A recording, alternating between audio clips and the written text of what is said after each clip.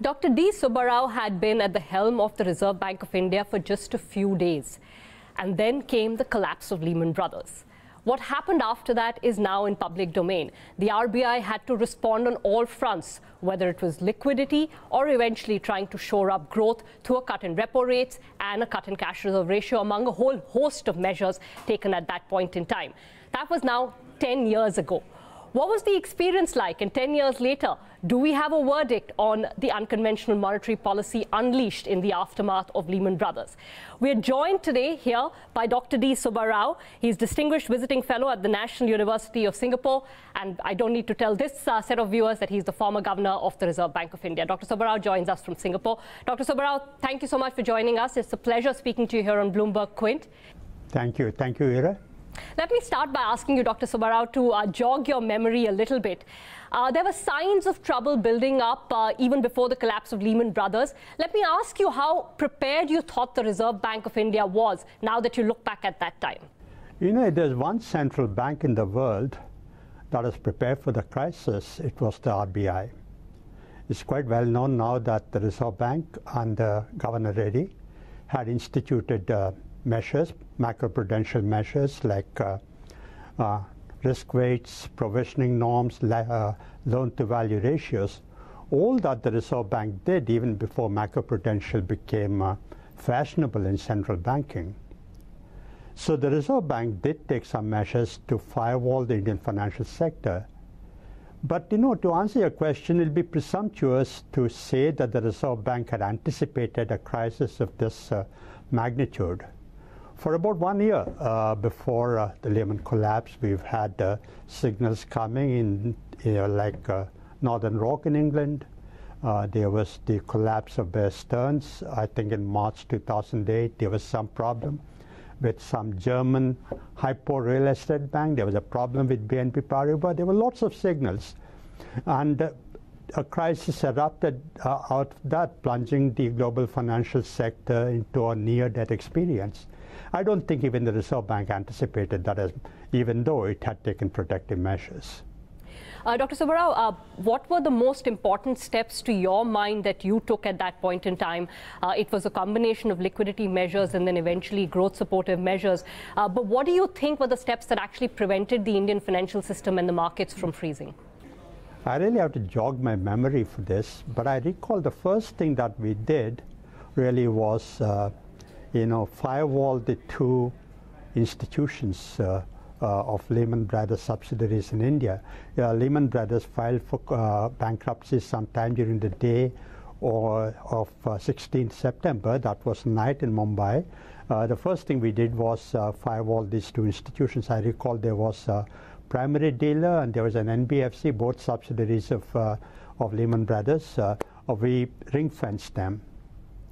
The second in the night, we issued a statement saying that the Reserve Bank is keeping a close watch on the markets and is ready to take action.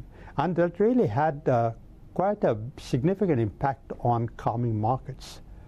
But, you know, it was a very difficult situation. Our financial system was under pressure in the days and weeks following Lehman Brothers collapse.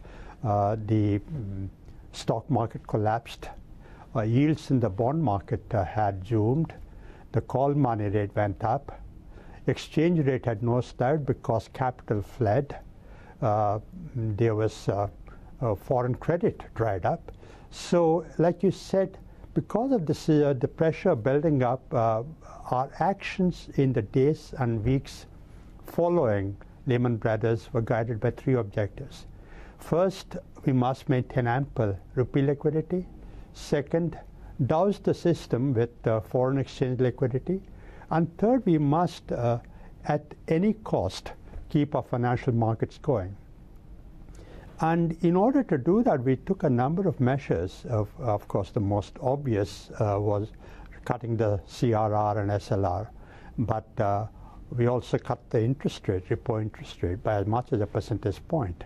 And we took measures to increase foreign exchange liquidity by easing access to ECB, by encouraging NRI inflows, by easing export credit.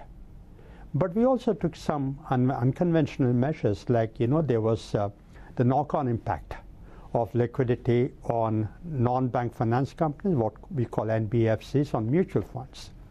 As much as Reserve Bank liquidity is available to banks, that was not being passed on to these other financial sector institutions. So we provided a special window for liquidity access to NBFCs and mutual funds.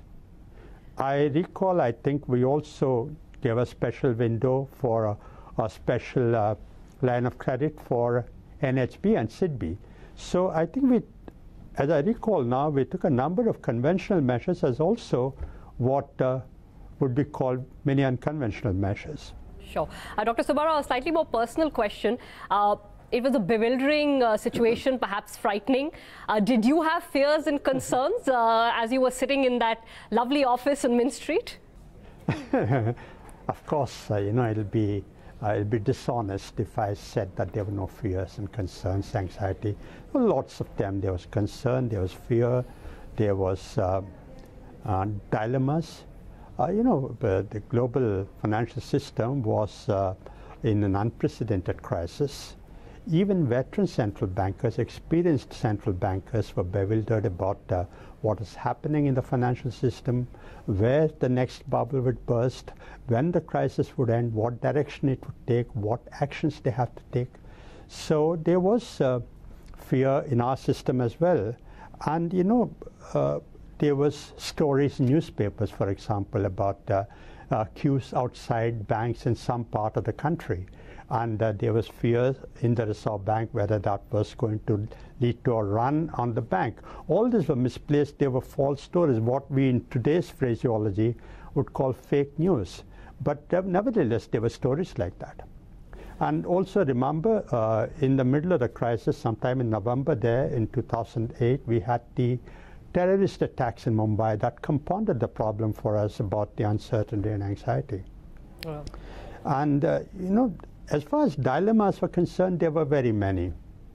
For example, as I said, we cut the repo rate for the first time by 1 percentage point.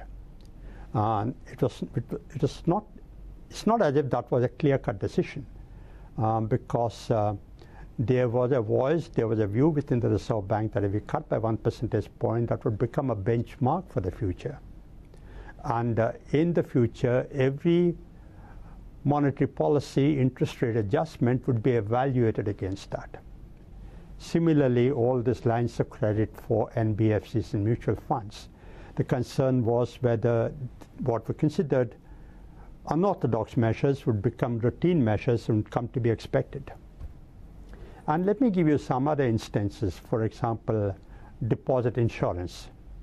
In the UK, at some time in September, October, I can't recall exactly when, in 2008, the UK had expanded their deposit insurance to cover all deposits across the banking system. Immediately, there was clamor, there was demand, there was a view that the Reserve Bank too must expand deposit insurance. If we had done something like that, it would have actually, excuse me, set up more anxiety rather than cure anxiety. If only because we were saying that our financial system was safe and sound, and in spite of that, if we went and expanded deposit insurance, people would have actually feared that something was, there was actually some pressure building up. So there were lots of dilemmas in policy making at that time. Absolutely. Dr. Subbarao, you had written about some of these in your book, Who Moved My Interest Rate, which came out a few years back. But you'd also in that book said that it was a double whammy for emerging market central banks. Can you explain that view, sir?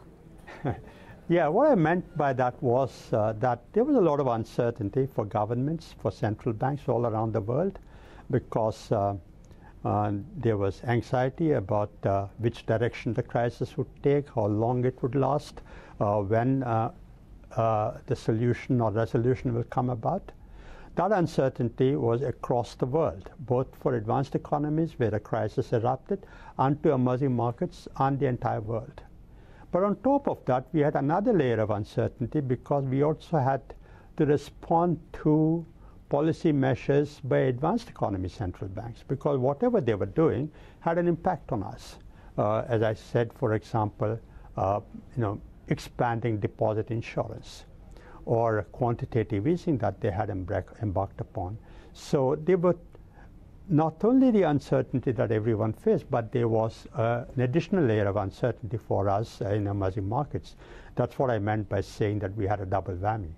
All right, understood. Dr. Subbarao, what were the sort of coordination mechanisms that were being followed at that time? I asked because, as you were just highlighting, trouble was coming from all fronts. So it's not only that, the areas which were under the purview of the RBI were facing stress. It was across the board, whether it was mutual funds.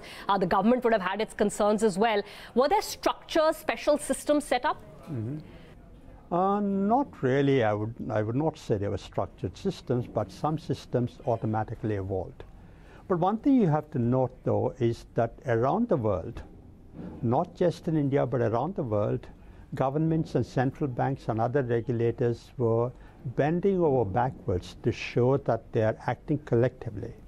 In the US, in the UK, in Japan, in China, across Europe, central banks and governments and regulators were taking actions together. And we did that in India too, although in India that was seen and interpreted as the Reserve Bank abandoning leadership to the government, but that's a different story. But even in India, we coordinated, discussed, argued, and took actions, often separately, but sometimes together. One instance that comes to my mind is the repo rate cut that we did sometime in October. I think that we did, I recall that very well because we cut the repo rate by 1 percentage point, which was unusual, as I said earlier. We did that just 4 days before a scheduled policy review. And we did that at 11 o'clock in the morning during market hours, or shortly before 11. That was a deliberate collective action of a number of measures by other financial sector regulators, including SEBI and the RBI. We did that because the Prime Minister was going to make a statement in the Lok Sabha at 11 o'clock. So we released our measures shortly before 11 in order to prepare the platform for the Prime Minister's statement in the Parliament. And I think looking back, it had a significant impact and a very synergistic impact on calming financial markets. So I would say that acting together was a deliberate thing, and it did have a very positive impact. It certainly did at that time, Dr. Subbarao, but I have to ask you that the criticism in the aftermath perhaps was that we didn't pull back on some of that easing, both fiscal and monetary in time, which then led to inflationary pressures for starters, among others. So what's the question? Do you think we should have pulled back sooner? Do you think we delayed the pullback? Yeah, one word answer would be yes. But let me elaborate. Hindsight is always perfect vision, 2020, right? So looking back, it's quite easy to see that the expansionary monetary and fiscal policy should have been withdrawn much earlier than we actually did. But remember, we were doing policy in real time. We were doing policy within the universe of knowledge available to us at that time. Throw your mind back to 2010, 2011. There was first talk of spring shoots, but it soon emerged that spring shoots were actually false. There was no recovery. In fact, 2010, 2011, America was graduating from QE1 to QE2. In Europe, another crisis had erupted, the sovereign debt crisis. In fact, that was very much on the boil. Many countries that had talked about unwinding expansionary policies or had actually withdrawn some of those measures had come to grief. So in the Reserve Bank, in India, the Reserve Bank had to do a delicate balancing act between preserving financial stability and fighting inflation. So looking back, it might look like we had continued those measures, but in real time, it was difficult to make that judgment. Sure. I must also add here one more dimension. We were wrong-footed to some extent by data. We now know, regardless of the debate on growth rates that's going on in India at the moment, it's very clear, everybody's agreed that in the years before the crisis, India had a significant growth run.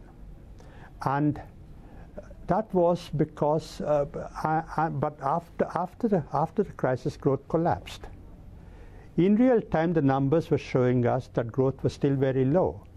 So we had to continue our expansionary policy guided by the growth numbers. Afterwards, it emerged that we in fact had a V-shaped recovery. So if in fact we had more reliable data, we would have withdrawn this expansionary monetary policy much sooner, much more rapidly, and much more decisively. And you made that point before, Dr. Subbarao. Let me move to the global scene.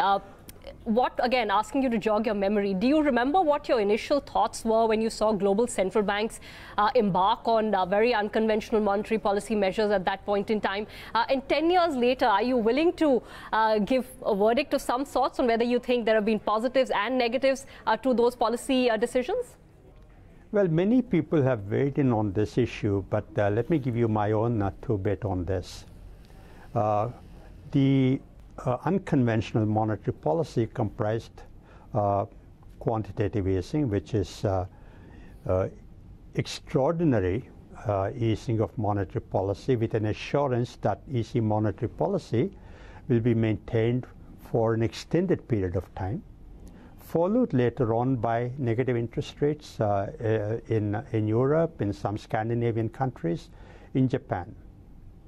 Now, to evaluate that, I think we must understand what the objectives of QE were. In my view, there were two objectives. The first was to repair broken financial markets. The second was to stimulate demand. I would say QE went a long way, unconventional monetary policies went a long way to meet the first objective of repairing broken financial markets, but I don't think they helped in stimulating demand. And to go a step further, QE was more effective in America than in Europe or in Japan because now looking back, it's quite clear that QE acts through the bond market. And America depends more on bond market than on banks like Europe. So QE had a much greater impact on, much greater result, a positive impact in the US than as we now see in Europe or in Japan.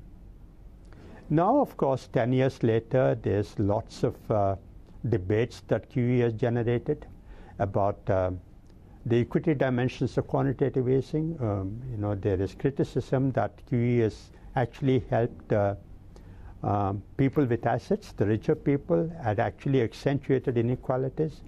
Some senator, you might recall, had actually accused or criticized Fed Chairman Bernanke of throwing seniors under the bus. There was also criticism, there's also criticism that QE has actually engendered a moral hazard in the sense that central banks took on the responsibility of fighting the crisis, with the result that the necessary structural reforms that governments had to institute had not come about. Some people have, for example, criticized that QE had prevented the creative destruction. Some failed institutions should actually have been allowed to die rather than give them another birth, so that creative destruction had been prevented. And as I see, the most important criticism is that QE had actually sown the seeds of the next crisis. These are all unsettled issues, and there are no counterfactuals for many of this. So we've learned a lot from this experience of QE, especially in advanced economies. We've learned a lot in emerging markets, but I don't think there is a decided consensus on the impact of QE. Sure. Dr. Subbarao, I have two last questions. We are in the midst of the unwind process, which will perhaps take years. But tell me, both you and Dr. Rajan, who followed you at the Reserve Bank of India, have been arguing that some of these developed market central banks need to be more sensitive to the fallout of their policies on emerging markets. Have you seen that message being received in any substantial way across the developed world? Again, a one-word answer is no. But let me elaborate. We talked about QE. The intention or the objective of QE, one of the objectives was that it would be used in advanced economies to stimulate demand. That did not happen because of a number of reasons. So that money, easy liquidity sloshing around the global system, had come into emerging markets, had added to our concerns, had impaired or destabilized our macroeconomic stability, had pushed up our exchange rates, had impacted our asset markets. So there was a negative spillover impact of QE from advanced economies on emerging markets. So the constant plea or request we made on all these international fora was that emerging markets should be more sensitive to the spillover impact of their unconventional monetary policies. The argument being that for about a quarter of a century, for nearly 20 years or 25 years, advanced economies and multilateral institutions, World Bank, IMF, were telling emerging markets to integrate, to globalize. And emerging markets had actually done that. There were positives and negatives of that. Advanced economies benefited, emerging markets benefited. So the argument emerging markets made was that as much as both of us benefited, both sides benefited, the burden of this QE must also be shared across the world. It should not be left entirely to emerging markets. That was the refrain of emerging markets. Advanced economies, especially led by the US, their standard response to that was that their mandate of the Federal Reserve or the ECB or Bank of England or the Bank of Japan is to take care of their national interest. And if there's any spillover impact, they said that was an unavoidable, inevitable byproduct, and they cannot do much about it. In fact, they went beyond that in some places to say that we must set our own houses in order to take on or manage the impact of QE. So with the result that in most international fora, this became a dialogue of the deaf. And I would say that my own surmise is that as much as sensitized advanced economies, international institutions to the problem of spillover impact, I don't think there has been any positive impact on ground. Dr. Subbarao, just last question. At this point, of course, we have the unwind of unconventional monetary policy, which is there. We have currency wars, trade wars. What would you advise India, which you know very, very well, to do at this point in time?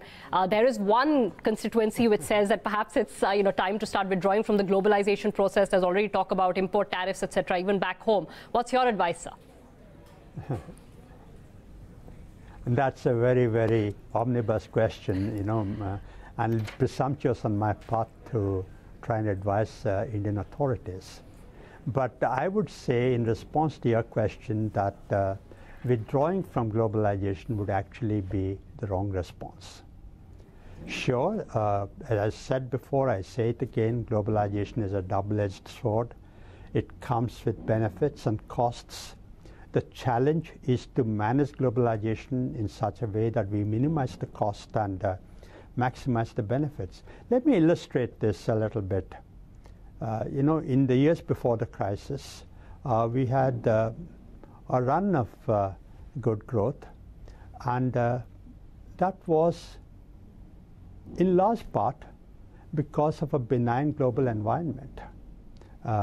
We had clocked 9+% growth for, I think, 5 years on the trot. That was the positive side of globalization. But then Lehman Brothers collapsed and we were hit by the crisis. So that was again the negative side of globalization. So India had experienced, in the context of the crisis, both the positive and negative side of globalization. But as I said, the response would not be to withdraw from globalization, but to learn to manage globalization. And that in one phrase, that is, take care of your macro. Keep your current account within sustainable limit, keep fiscal deficits on target, see that there's no pressure on the exchange rate. In other words, that exchange rate is aligned as much as possible with the market forces. Inflation is low and steady. Financial sector is well capitalized. You have ample foreign exchange reserves to fight any pressure. All this is very easily said. It's very difficult to do, but that, I think, should be the guiding mantra for protecting your own economy from global forces, even as we remain globalized. All right, Dr. Subbarao, and that's the advice coming from RBI even now under your successor, Urjit Patel. Dr. Subbarao, thank you so much for joining us. It's been an absolute pleasure looking back at what was a massive event 10 years back and how we've sustained since then. Thanks so much, Dr. Subbarao, for joining us.